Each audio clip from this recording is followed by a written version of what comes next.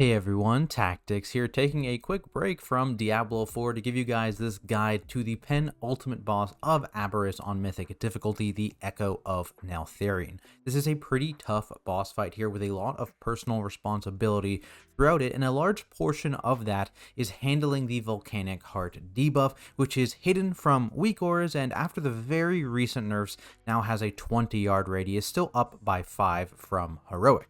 Ironically, the best way to handle this hidden debuff is through weak auras, which again, I'll reference the Liquid Abberus weak aura pack linked down in the description below, which has a very useful list. This is a weak aura which will basically just list out your entire raid in order here. I believe I have a picture.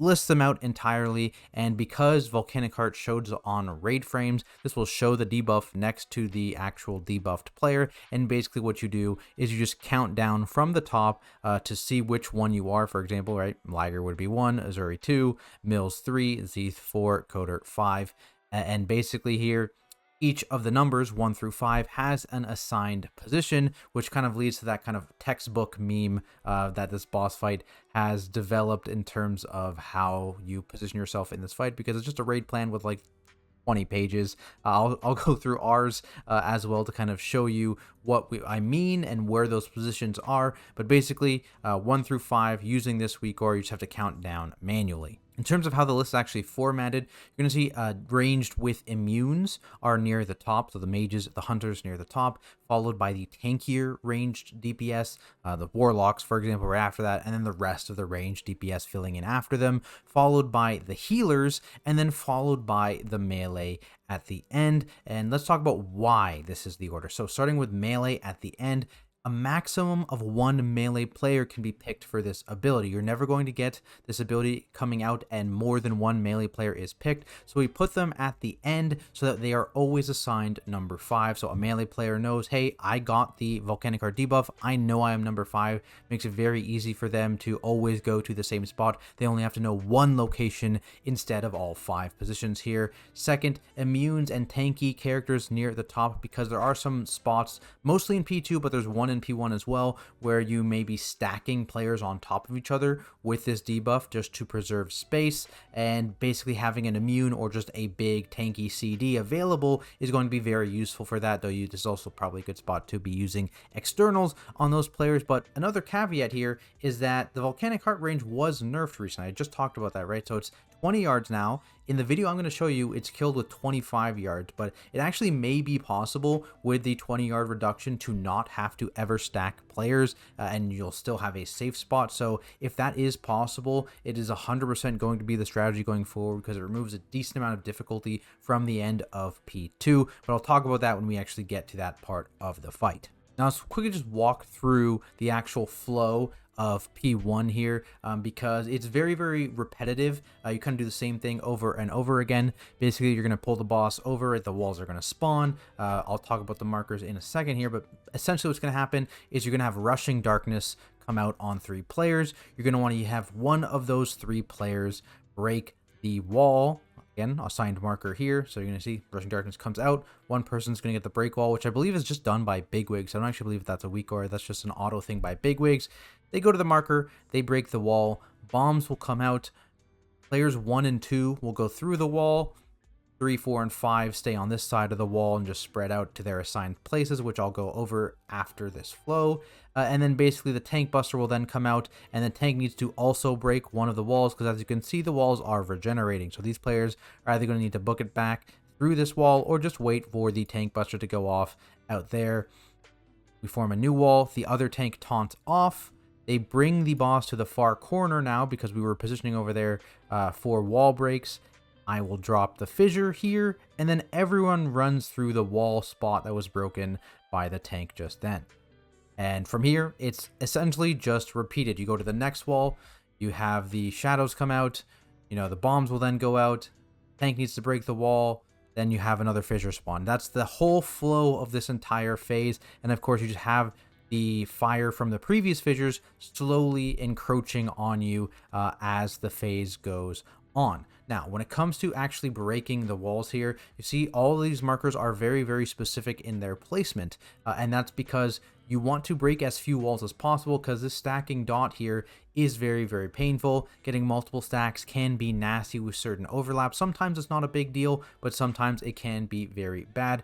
So that's kind of why we have this very specific positioning here, because the goal is to break a single wall at a time. And again, they have the rushing darkness players going to the marked position on the ground here, and it's the tank's responsibility to line the boss up such that the player who has the rushing darkness doesn't need to think. They just need to see that they have the assigned, they're assigned to break the wall, and then they will walk to the marker that is assigned on the ground. It is the tank's job to make sure that they are launched through that wall in a straight line and not into like the wall behind them, like this area right here, right? If for example, this is where the boss was when they went to triangle, they will get launched this direction and go through these walls.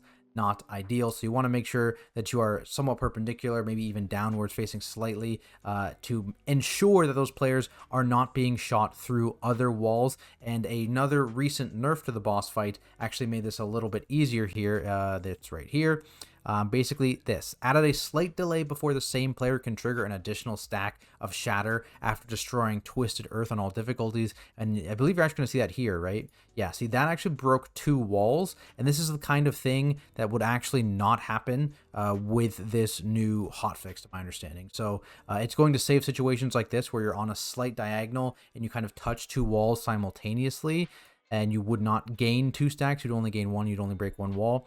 However, the situation where you get shot through this wall into this wall behind you, or even back here into the far wall, that would still break. So keep that in mind. Positioning of the boss such that you're only breaking 1 wall with both the Rushing Darkness and the Tank Buster is pretty nice in terms of reducing damage if you do it correctly and only get 1 stack each time you do it. That brings us to the textbook we're talking about. Okay, so let's go look. So this is where we pull the boss at the start of the fight. Again, we had the markers down. I believe this was square. This was triangle, so basically we break it. 1 and 2 run through. 3, 4, and 5 kind of spread out with 3 in the close corner, 4 and 5 in the far corners. Now, something to note is this is going to be significantly more safe, significantly more forgiving, because this is, again, taking into account 25-yard bombs.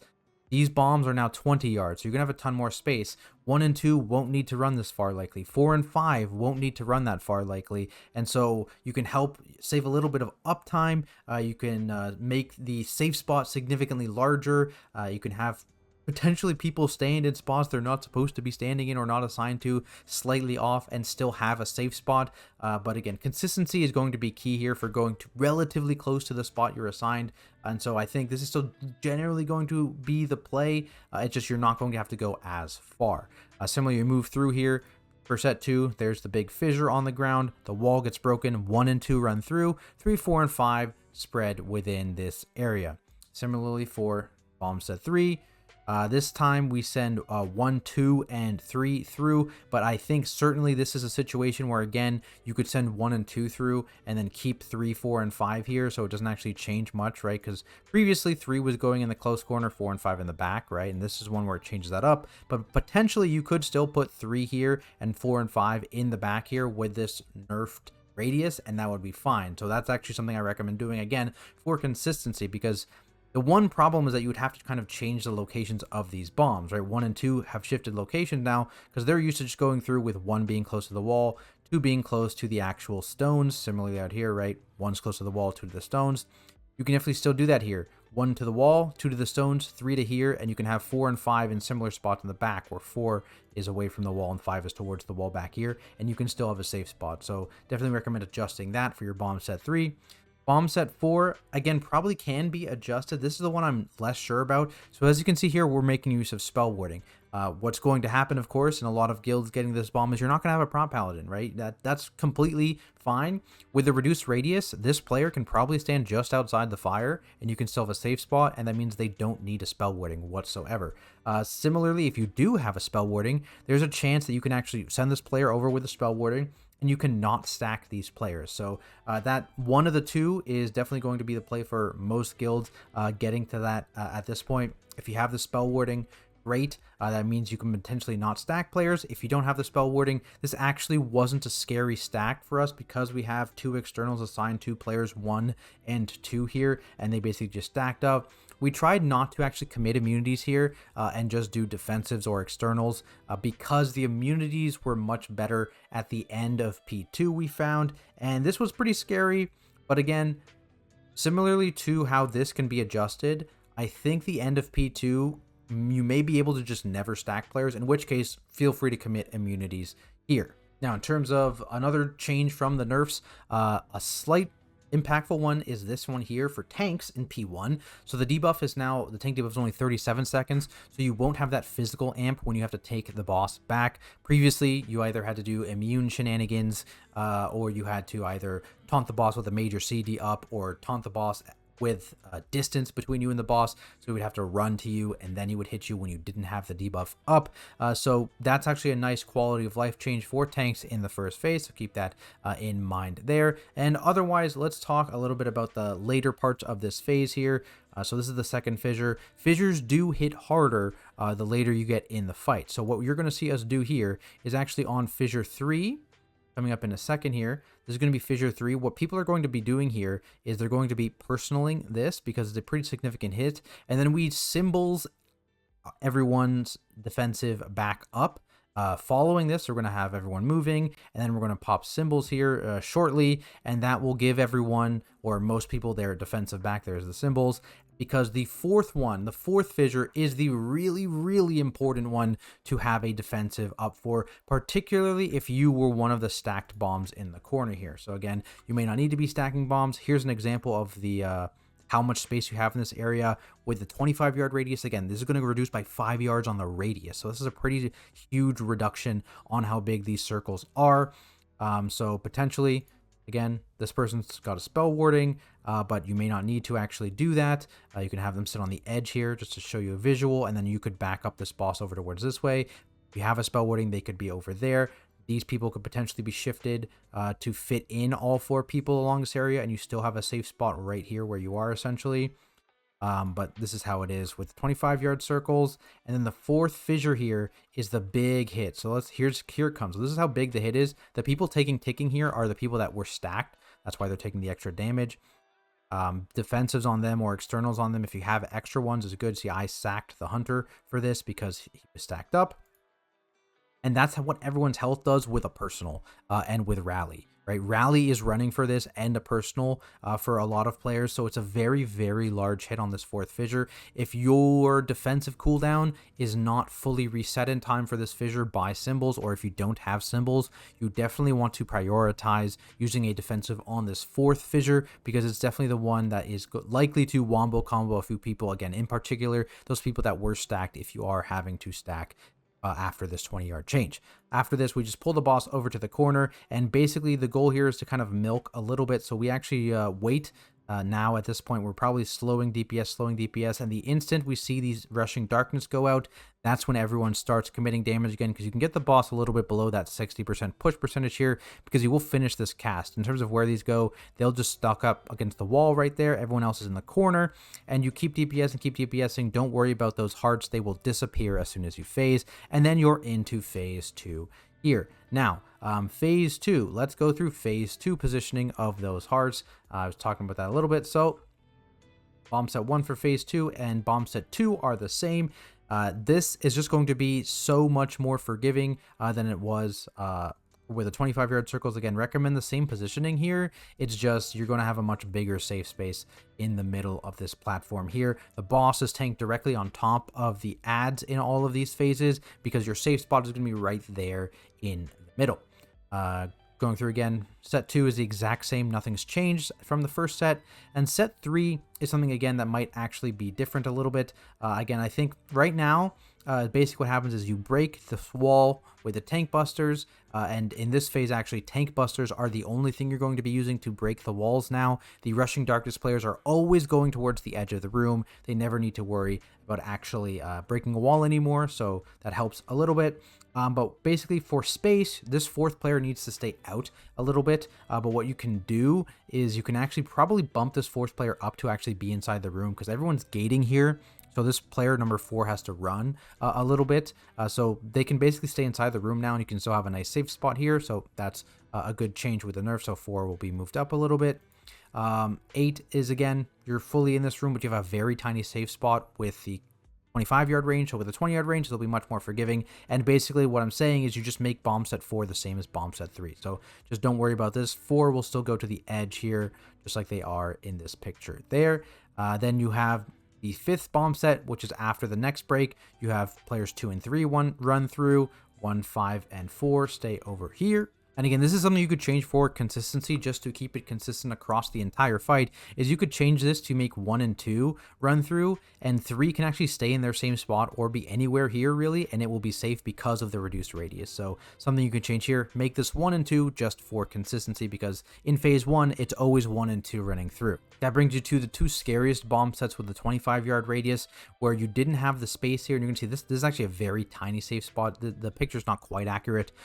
So we were stacking 1 and 2 in the corner here, and this is where you'd want to immune or have externals assigned to these players, because this is the scariest part of the fight for players assigned 1 and 2 that get this heart in the corner. What I think you'll be able to do now, again, not 100% sure, but what I think you'll be able to do is you'll be able to actually tank the boss again directly in the middle of this area, and you'll be able to shift the stack players to be where the safe spot is, and then 1 in the corner again, and that will let you not stack a player and make this significantly safer. I actually think this is possible, and assuming it is possible, it is 100% what you want to do. So you want to make sure that you have no one stacked in this part of the fight, and that means that you will only have 1 stack ever, which is the end bomb set of P1, so you can commit a lot more there. And that will just make this part of the fight so much safer if you're able to tank this in the middle as opposed to on the edge here and spread those hearts out. Now again, walking through that part of the fight here. So here's the beginning. Big thing is the mind control. So we tank directly on top of the ad. That means these mind controls go out and everybody stops AoEing. AoEing is banned. You are not allowed to AoE when you have friendly people MC'd. It is the MC's player's job to immediately swap to the ad and single target nuke it as fast as possible to break the shield, because that will mean that they will not be dying, because people will be... There is some passive damage that can't be stopped, right? I think things like Sunfire, things like obviously have a Consecrate on the ground, right? There's some passive damage that can't be stopped. It's also scary at some times because you have dots while you're mind controlled at certain times of the fight, and that can be very scary for the mind controlled players because they're taking that big ticking damage and they can't be healed by healers. So it's very important for mind control players to swap to the ad ASAP so that it breaks free. And for example here, right, we're stopping AoE, we're not AoEing, and this one's actually pretty slow relatively, and then we get the voice, and everyone is hitting the voice here. You want to have kind of a balance between hitting the voice and hitting NELTHARION. The goal here, because NELTHARION will go immune by the end of this phase, and at that point, you know, the boss damage is useless. You need to kill the ads, but early on, especially in this first phase, we found like a decent balance of mostly focusing NELTHARION and cleaving off onto the ad, whereas the second and third ad, we put a lot more focus on actually hitting the ads themselves. You can see how small the safe spot is there. That is the size of the safe spot with a 25-yard radius, so you can see decreasing the radius by 5 yards on every circle is going to make this very comfy. So that's a very nice change. That is our safe spot right there. So again, not quite accurate. The pictures are a little off. They just give you a general idea because obviously this is not quite that big. But with a 20-yard radius instead of 25, you're going to have a lot more space. It's going to be a lot less nerve-wracking. Here's the first tank buster. Very important positioning here. You want to make sure that you're only breaking 2 of these walls. You don't want to break 3 or 4 here because, again, that dot. You want to have as few stacks of the dot as possible because, again, this is where the mind control happens with this dot out. So 3 people are getting mind controlled and they still have this dot going out. Here are the hearts. We again have 4 going behind us and the other 4 players spreading out to give us a safe spot here. Again, will be much comfier with a 20-yard radius. And again, no cleaving. do not cleave. Let them kill the ad. It pops out, boom, now everyone is able to cleave and hit that ad. And again, this is one where you're more focused on actually killing the ad here than NELTHARION. You want to put a lot more damage into this ad because it's a bit tighter. This is where the next tank buster is coming up. So this is tank buster number 3 of the fight. So the first tank buster, he didn't break any walls. The second tank buster, you break the 2 walls to get to the next ad. The third tank buster is a bit harder to hit 2 walls. It's very, very finicky to hit 2 walls. You're most likely going to hit 3 walls, which is fine. That's just kind of taken into account here. So he's going to go during this echoing, or these hearts. He's running out, going past the heart, and he's going to break 3 walls likely with this. Yeah, there it is. And now, basically, we're not moving yet. We're doing the next 3 hearts, or the next heart rather, is going to go through the walls, right? Like I said, probably change it to 1 and 2 going through the walls. And then immediately after these hearts detonate, that's when we want to leave. So they spread out, the hearts are detonating, we're leaving, we're booking it through, and again, corruption is happening. So do not cleave these players. And this is where, again, I would recommend probably a slight positional change, assuming it works. Where we are right now is where you would want to have one of the hearts instead. So again, going to this picture, we tanked the boss here because we had to stack the hearts because of the 25-yard radius. With the 20-yard radius, you can shift one of these players to be here, so you never have a stack, and you have the entire raid in the center. So just keep that in mind. And again, I'll show you what the safe spot is like in 2 seconds here. We're going, there it is. So here's the hearts. The safe spot is very small. Very small. That's what the safe spot looks like with 25 yards. Not ideal. So again, probably going to be tanking right here where we are right now. On top of the spot, you'll put a player here instead of having 2 in the corner, and then you should have a safe spot somewhere in this middle area. It might be like back slightly like here kind of deal, but you won't have to do this very, very scary thing. I think that should work. If that does work, that is 100% optimal. You may not have enough space. I think you should, but you may not, in which case you'll still have to stack. But this safe spot, again, will just be way, way bigger, way more forgiving. Now, big thing coming up, the Umbral Annihilations. Just like the Echoing Fissures in P1, these will hit harder and harder as the fight goes on. The really scary one is this last one coming up here. I think we actually already passed it. This Annihilation here, this is the one where you're going to lose people.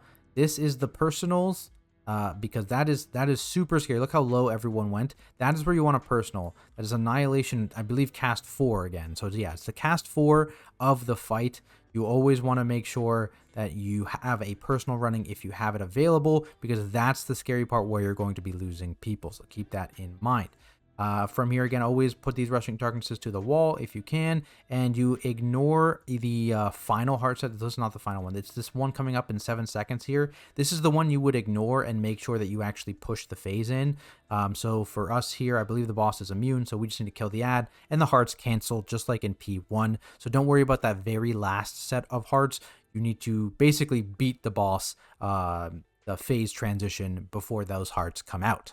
That brings us to P3, where we're going to be using, we use the BDG weak aura for positioning. I'll link that down in the description below, but basically it's what over here on the left side of my screen is. You can see in our note the hashtag portals and then everyone's name listed. That will assign you a position. The weak aura will pop up on your mini map, which will pop up, and you'll see it come up in a second, or in a little bit here when we actually get assigned. And basically positioning of where you put the boss to eat walls is relatively important. So immediately we pull him into this corner here. He'll eat the walls as predicted with the weak aura, and then eventually the weak aura will pop up. And this is where the Calamitous Strike tank debuff is actually kind of scary to have, and this is where having paladins is very, very important, very, very useful, because you can bop off the tank debuff. So what we actually do with this tank debuff is we have a Holy Paladin and a Ret Paladin using their bop on the Brewmaster, and then I will use my bop and my bubble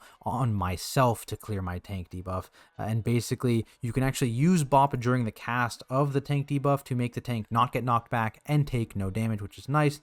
The big thing is these ads. These ads will absolutely shred your tank, and particularly if your tank has that tank debuff I just mentioned, they're going to be taking additional damage from them, and it is just already scary. So nuking these ads, using things like CCs when they start getting stacks, kiting them is very, very important and will make you successful by the end of this fight. And so how we handle them, initially, this set was overly cleaved. Notice we haven't lusted yet, and here's the BDG Weaker. So basically, you are assigned a number in green. Some of these portals are not there. There's some variability, and those are the ones with a letter next to them. And so there is going to be some on the fly adjustment. And so basically, as soon as the weak aura pops up, you want to try and identify where your portal is supposed to be. Make sure it is still there. And if it's not there, in particular, these players on the edge here, we had them call out, hey, I'm going into C, because, you know, C was here instead of 13 as an example, right? So there is some variability on the portal spawns over here with the letters. So just keep that in mind. Note that tanks, who are always supposed to be at the front of this weak aura, will not have variability. It'll always be there for tanks. They'll never have to do anything else. And that is important because the tank positioning is for the walls being consumed. So you're going to see here, again, we're focusing these adds down. We're cleaving them down heavy on this first set because we want them to be dead relatively quickly. See the stacks coming up. We're going to be leaving soon for the big bang in a second. This is the bop on the Brewmaster. Notice no health moved and no damage taken. And we're going to be big banging here. Running across to mine. Again, there's how it looks on the weak aura. You can see I'm in the green. It'll go up, and I want to make sure I pull them over to the square to actually do the next wall break to make the next set of portals. And then the third set of portals, it's going to be over towards star a little bit. So here is where we bloodlust. Here is where we second pot. And here's where everyone's popping all their cooldowns. This ad set, because you are in pot, cooldowns, and lust, is significantly less important to cleave. You're actually basically full hitting the boss here and just passively cleaving these ads. You're not worried whatsoever about focusing these ads down because they should just die in the bloodlust, in the cooldowns, all that stuff before they become scary. So we don't focus these guys. We prioritize big boss damage here, and this is where we do the bulk of our boss damage in this phase. Again, you're going to see us move now towards star. After that, the new one pops up here, new positioning. Again, yours is highlighted in green. You have these letters for potential variability. And then you want to make sure there's the bop on myself, actually, for those that didn't see. Basically, Calamitous Strike is going to start. I'm going to bop myself. Notably, a lot of paladins used Bubble Taunt here. I think that was a mistake. I think if you have a prop paladin and you are going to use Bubble Taunt, I recommend saving that for later in the phase when you're more scared. I don't think it's worthwhile to use it this early because look, right now, like, these mobs are only at like 5 stacks. They're in a sweep. They're going to die. You're not really scared whatsoever from these mobs, and you're much more scared later on in the fight. So I actually recommend holding your Bubble Taunt for later on because it's much more powerful than something like Bop, because of course you won't be able to actually tank the mobs. When you Bop, the aggro will go to your co-tank. So that's why I bop this one and use my bubble for the later one. And basically here's Big Bang again, going into your spots. Looking at this here, going in late because it does make it do a damage reduction. And then we're basically just tanking the boss right here, and he's going to break the rest of the walls out. And again, taking the ads. And this is the third ad set. This is another one that you are cleaving relatively hard here, because assuming you kill this ad set and your tanks are alive, you will then just completely ignore the fourth ad set and be perfectly fine. So that's the second bop on the monk here. He just got hit with a tank buster. And basically, I would be bubbling the next tank buster here. So here's Ursol. So these ads are the scariest ads of the entire fight. They're at 7 stacks. They're almost dead. They're not quite there. We stun, we Ursols, and then the tanks are going to run away to their spots. And so these ads are not going to be hitting the tanks for the next little while. They're slowed. They're stuck in the Ursols. We're cleaving them down, cleaving them down. You see I stay away from them. They die. Again, you do not want to be tanking those ads near the end of their lifetime. They are very, very scary. Things like Ursols, things like knockbacks, things like AoE stuns are going to be very useful. And again, the scariest wave is 100% the third set of ads. Those are the ones you want to commit big CDs to in terms of defensives for the tank if you have them available. Commit those CCs to keep them away from the tank, particularly when you're running away towards that big bang. That is it for this video, guys. My full guide to Mythic Echo of NELTHARION. Hopefully it helps you out. And if it does, be sure to leave a like and subscribe to the channel for more content like it, including my Mythic Sarkareth guide, hopefully coming out some week. If you have any questions about this boss, feel free to drop them down in the comments below, or come over and ask me on my Twitch channel at Tactics, and I'll do my best to answer. As always, a big thank you to all of my supporters over on Patreon. Appreciate you guys. A big thank you to all of you for watching, and I'll see everyone in the next video.